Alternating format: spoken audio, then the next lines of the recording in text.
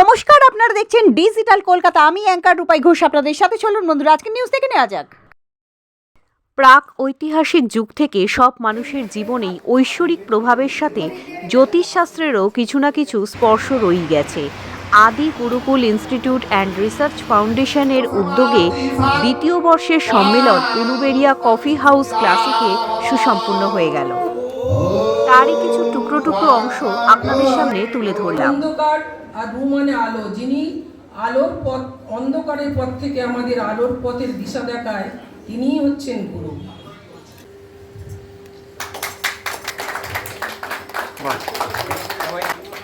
ধন্যবাদ সবাই। আমাদের ফাউন্ডেশনের এটা দ্বিতীয় বর্ষের জ্যোতিষ সম্মেলন। আমরা সারা পশ্চিমবাংলার বিভিন্ন প্রান্ত থেকে এই জ্যোতিষ সম্মেলনে বহু মানুষজন এসছেন।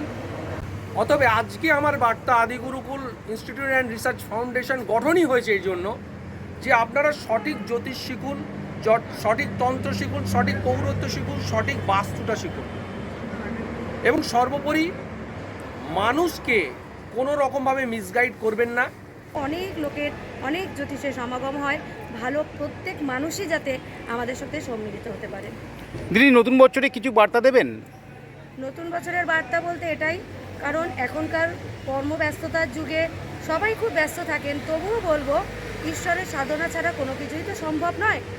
এটা আমার ঈশ্বরের কাছে, আমি তাকে তো ধন্যবাদ দেব না, এটা আমার একটা পূর্বজন্মে হয়তো কোনো পুণ্যকর্মের ফল, যার কারণে এসব, যেমন খনামা এসেছেন, আরও অনেকেই এসেছেন যাদেরকে আমি ডেকেছি, তারা আমার ডাককে উপেক্ষা করতে পারেনি, তারা আমার ডাকে এসেছেন এবং তাদের বহু মূল্য সময় আমার সাথে তারা দিয়েছেন। এবং তাই বলবো, গুরু বিনা আমাদের গতি নেই।